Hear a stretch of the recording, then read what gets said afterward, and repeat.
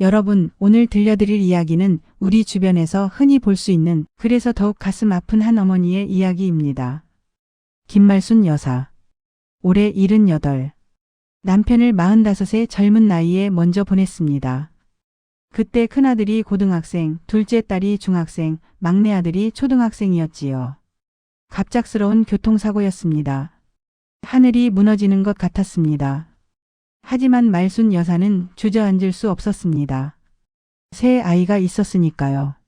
남편이 남긴 작은 건물 한 채. 그것으로 월세를 받아 생활했습니다. 새벽같이 일어나 반찬가게 일도 했습니다. 손님 받고 설거지하고 밤늦게까지 일했습니다. 우리 애들만은 제대로 키워야 해. 돈보다 사람됨이 중요해. 말순 여사의 입버릇이었습니다. 세월이 흘렀습니다.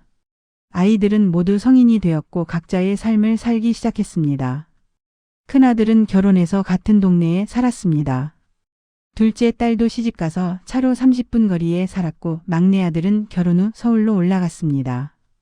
그런데 말입니다. 어머니는 점점 외로워졌습니다. 큰아들은 한 달에 한두 번 들렀지만 올 때마다 건물 월세 얘기만 꺼냈습니다. 어머니, 이번 달 월세 얼마 들어왔어요? 세입자들 말썽은 없고요. 둘째 딸은 일주일에 한 번 정도 왔습니다. 겉으로는 효녀처럼 보였지요. 반찬도 가져오고 어머니 손도 잡아주고. 하지만 가끔 이런 말을 슬쩍 던졌습니다. 엄마, 오빠가 또 월세 타가려고 했죠? 나중에 다 정리해야 해요. 불공평하면 안 되잖아요. 막내 아들은요. 명절에나 겨우 얼굴 비쳤습니다. 전화도 석 달에 한 번 할까 말까 했습니다. 말순 여사는 혼자 사는 집에 앉아서 매일 저녁 창밖을 바라봤습니다. 누가 올까? 오늘은 누가 찾아올까? 그렇게 기다렸습니다. 하지만 문을 여는 건 대부분 방문 요양사 김선영 씨였습니다. 김선영 씨는 일주일에 3번 왔습니다. 어머니의 혈압을 재고 약을 챙겨드리고 같이 밥도 먹었습니다. 말벗도 데워주었습니다. 어머니, 오늘 날씨 좋네요. 창문 좀 열어드릴까요? 선영 씨 고마워요. 당신이 없으면 난 어떡하나. 어머니는 김선영 씨의 손을 꼭 잡았습니다. 자식들 손이 아니라 낯선 사람의 손이었지만 그 손만이 어머니의 외로움을 달래주었습니다. 밤이 되면 어머니는 혼자 중얼거렸습니다. 내가 뭘 잘못한 걸까? 애들한테. 그러다 잠이 들었습니다. 텅 빈 방에서. 혼자. 여러분, 이것이 말순 여사의 일상이었습니다. 평생을 자식을 위해 살았지만 정작 노년에는 자식들 곁에 없었습니다. 말순 여사가 75이 되던 해 몸이 부쩍 약해지기 시작했습니다. 무릎도 아프고 혈압약도 2가지로 늘었습니다. 병원 다니는 횟수도 잦아졌고요. 그러자 세 남매의 태도가 조금씩 달라지기 시작했습니다. 큰아들은 어느 날 어머니 집에 들렀습니다. 평소보다 표정이 심각했습니다. 거실에 앉더니 통장 이야기를 꺼냈습니다. 어머니, 요즘 건물 관리비가 너무 많이 나가요. 세입자들 불만도 많고. 통장을 제가 한번 정리해 볼까요? 어머니는 고개를 저었습니다. 아직 내가 할 수 있어. 괜찮아. 큰아들은 입술을 깨물었습니다. 나가면서 중얼거렸습니다.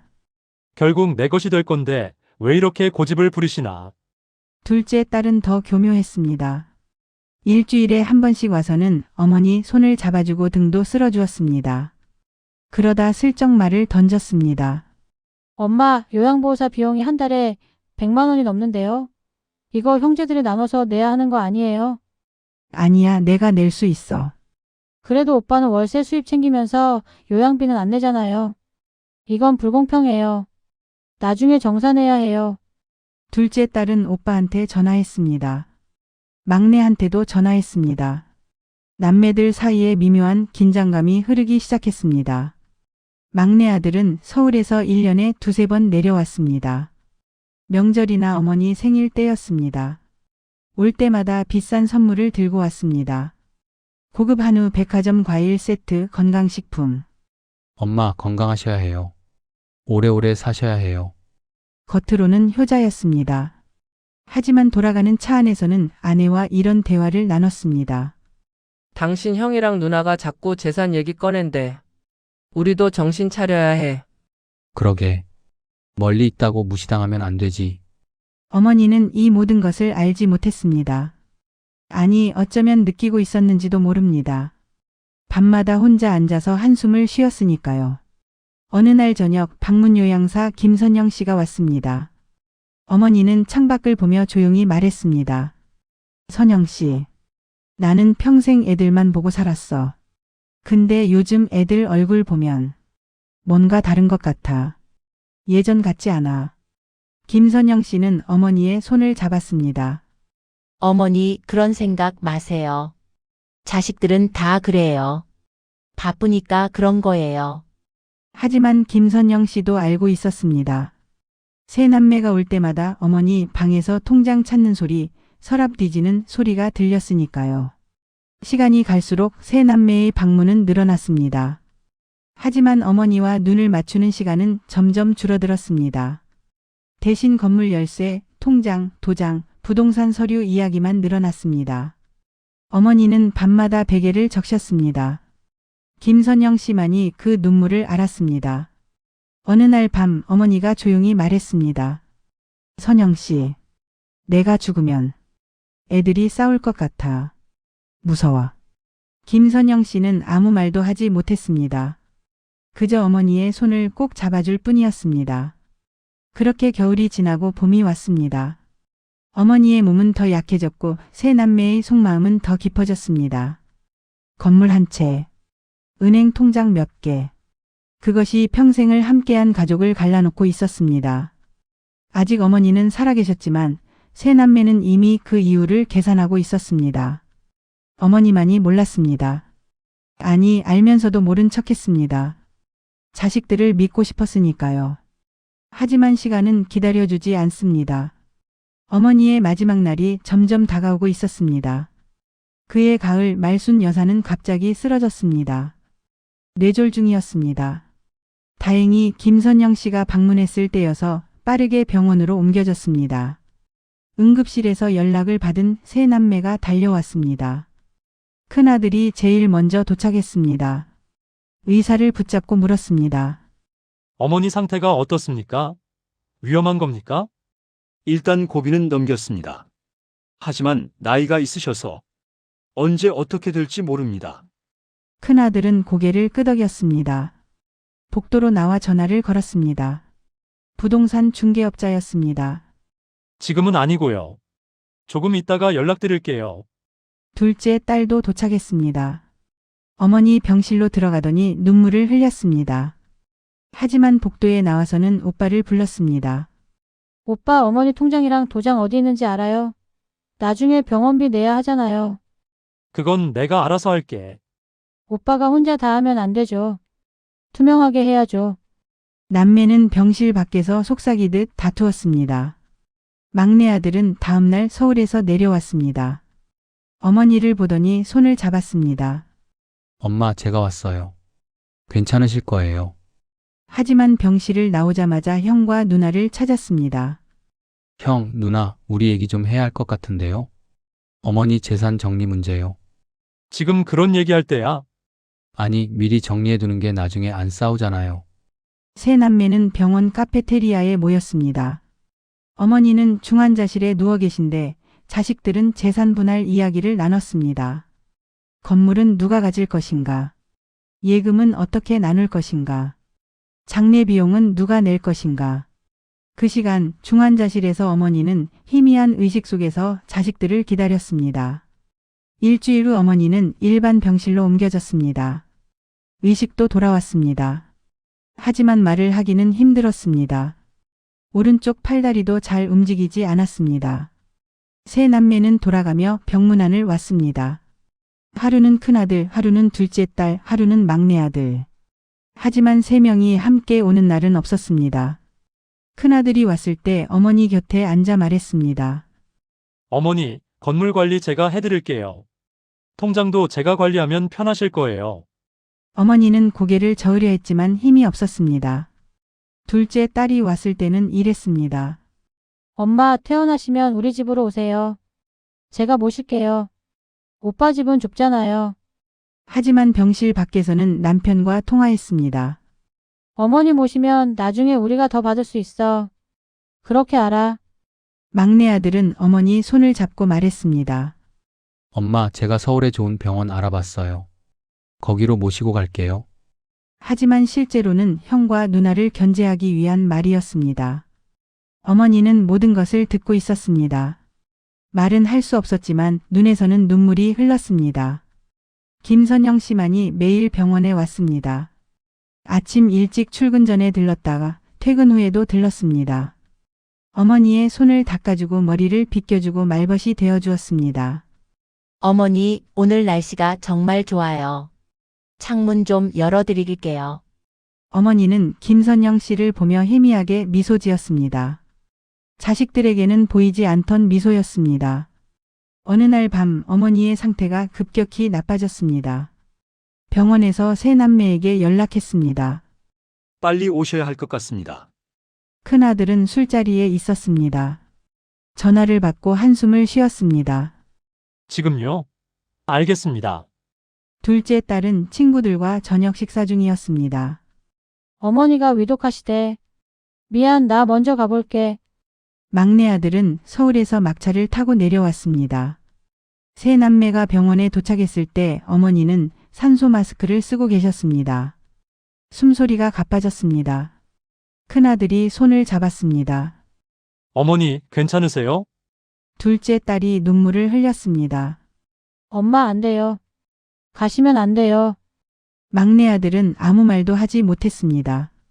어머니는 희미한 눈으로 세 자식을 바라봤습니다. 입술이 떨렸습니다. 무언가 말하려는 것 같았지만 소리는 나오지 않았습니다. 그때 김선영 씨가 병실 문을 열고 들어왔습니다. 퇴근 후 달려온 것이었습니다. 어머니는 김선영 씨를 보자 눈에 힘을 주었습니다. 김선영 씨가 어머니의 다른 손을 잡았습니다. 어머니, 제가 왔어요. 괜찮으세요? 어머니는 김선영 씨의 손을 꼭 쥐었습니다. 그리고 천천히 눈을 감았습니다. 심장 박동 소리가 길게 이어졌습니다. 그리고 멈췄습니다. 의사가 들어왔습니다. 시간을 확인했습니다. 오전 2시 35분 사망 확인합니다. 병실이 조용해졌습니다. 세 남매는 각자의 눈물을 흘렸습니다. 하지만 그 눈물 속에는 후회보다 다른 감정이 섞여 있었습니다. 어머니는 그렇게 세상을 떠났습니다. 마지막까지 자식들이 아닌 낯선 사람의 손을 잡고 장례식장으로 향하는 길, 세 남매의 머릿속에는 이미 다음 단계가 그려지고 있었습니다. 장례식은 3일장으로 치러졌습니다. 조문객들이 다녀갔습니다. 친척들, 이웃들, 어머니의 옛 친구들이 와서 고개를 숙였습니다. 세 남매는 상주로서 절을 받았습니다. 검은 상복을 입고 눈물을 닦으며 문상객들에게 인사했습니다. 하지만 빈소 뒤편에서는 다른 대화가 오갔습니다. 큰아들이 동생들을 불렀습니다. 장례 끝나고 변호사 사무실 가자. 유언장 확인해야 해. 둘째 딸이 대답했습니다. 어머니가 유언장을 남기셨어요. 언제? 작년에 작성하셨대. 변호사한테 맡겨두셨다더라. 막내 아들이 물었습니다. 내용은 뭔데요? 그건 나도 몰라. 같이 가서 확인해야지. 세 남매는 각자의 기대를 품었습니다. 건물은 당연히 큰아들에게 갈 것이라 생각했습니다. 예금은 셋이 나눌 것이고 장례를 주도한 큰아들이 조금 더 받을 수도 있겠지만 큰 차이는 없을 거라 믿었습니다. 장례식 마지막 날 발인을 마치고 화장장에서 돌아온 세 남매는 곧바로 변호사 사무실로 향했습니다. 변호사는 중년의 남성이었습니다. 세 남매를 맞이하며 자리를 권했습니다. 고인의 명복을 빕니다. 오늘 유언장을 공개하겠습니다. 변호사는 봉인된 서류 봉투를 꺼냈습니다. 김말순 여사의 도장이 찍혀 있었습니다. 세 남매는 숨을 죽였습니다. 심장이 빠르게 뛰었습니다. 변호사가 봉투를 뜯었습니다. 유언장을 펼쳤습니다. 그리고 읽기 시작했습니다. 나 김말수는 정신이 온전할 때 이 유언장을 작성합니다. 세 남매는 긴장한 표정으로 듣고 있었습니다. 내 평생의 재산은 다음과 같이 처리합니다. 변호사가 잠시 멈췄습니다. 그리고 다음 문장을 읽었습니다. 내 재산은 내 자식들에게 가지 않습니다. 순간 병실이 조용해졌습니다. 세 남매는 서로를 쳐다봤습니다. 큰아들이 앞으로 몸을 기울였습니다. 뭐라고요? 변호사는 계속 읽었습니다. 내 재산은 내가 마지막까지 진심으로 나를 돌봐준 사람에게 줍니다. 그것은 혈연이 아니라 마음으로 증명된 사랑입니다. 둘째 딸의 얼굴이 창백해졌습니다. 그게 무슨 말이에요? 누구요? 변호사가 마지막 문장을 읽었습니다. 내 모든 재산, 건물과 예금, 그리고 개인 소유물 일체를 방문 요양사 김선영에게 상속합니다. 세 남매는 동시에 자리에서 일어났습니다. 큰아들이 소리쳤습니다. 말도 안 돼. 그게 무슨 유언장이에요. 어머니가 정신이 온전했다고요? 변호사는 침착하게 대답했습니다. 유언장은 작년 3월에 작성되었고 당시 고인께서는 정신감정까지 받으셨습니다. 법적으로 완벽하게 유효합니다. 둘째 딸이 울먹였습니다. 이건 말이 안 돼요.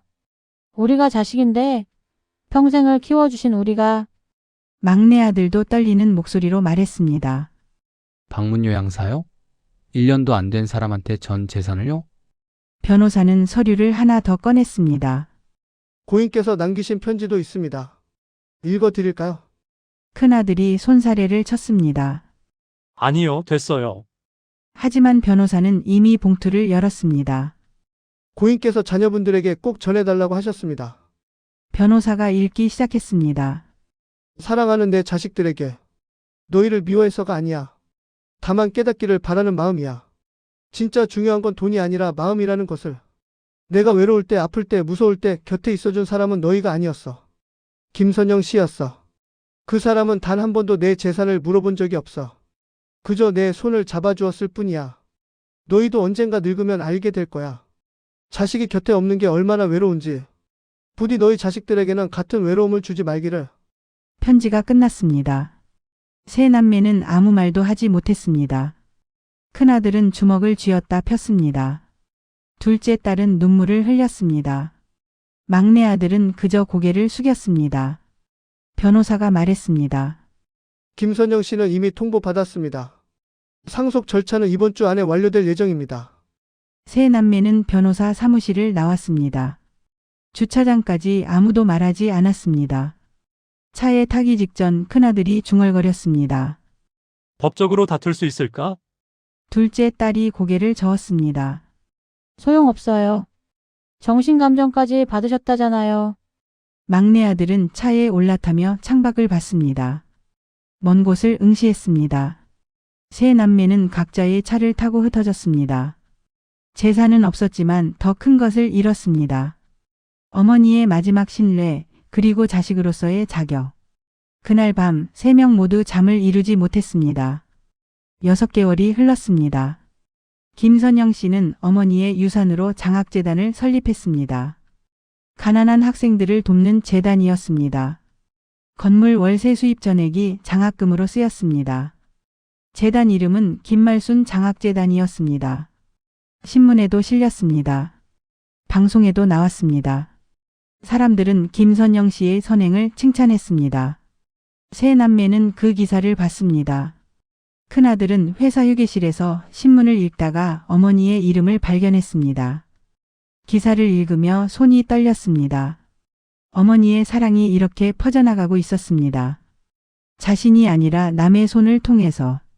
둘째 딸은 텔레비전 뉴스에서 재단 소식을 봤습니다. 김선영 씨가 학생들에게 장학금을 전달하는 장면이 나왔습니다. 학생들은 고맙다며 인사했습니다. 둘째 딸은 눈물이 났습니다.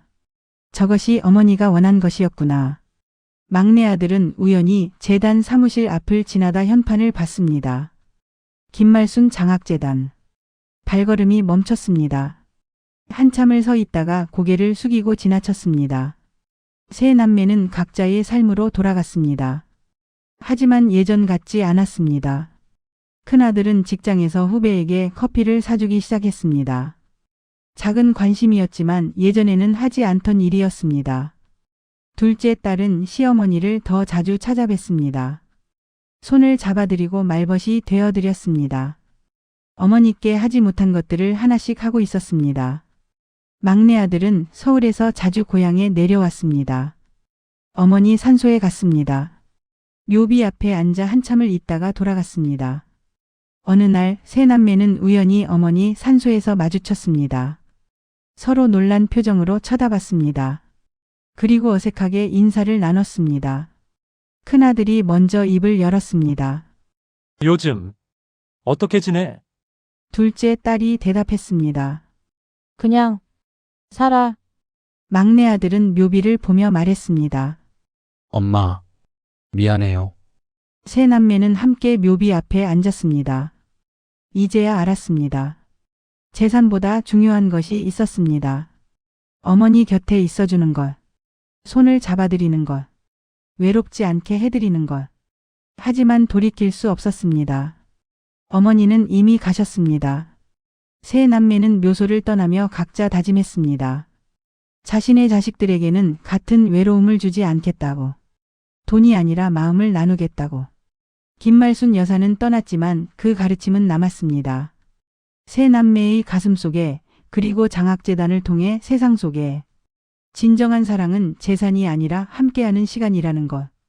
그것이 어머니가 마지막으로 남긴 유산이었습니다. 오늘 이야기는 여기까지입니다. 어르신 여러분, 오늘 이야기가 마음에 와닿으셨나요? 우리 모두에게는 소중한 가족이 있습니다. 자식도 부모님도 손주들도 있습니다. 오늘 이야기를 들으시면서 혹시 생각나는 분이 계신가요? 오랜만에 연락하고 싶은 사람이 있으신가요? 너무 늦기 전에 전화 한 통, 문자 한 줄이라도 보내보시는 건 어떨까요? 사랑한다는 말 한마디가 누군가에게는 큰 위로가 될 수 있습니다. 이 채널에서는 어르신들을 위한 이야기를 계속해서 들려드립니다. 인생의 교훈이 담긴 이야기, 따뜻한 이야기, 때로는 웃기는 이야기도 준비하고 있습니다. 오늘 이야기가 좋으셨다면 구독 버튼을 눌러주시고 좋아요도 꾹 눌러주세요.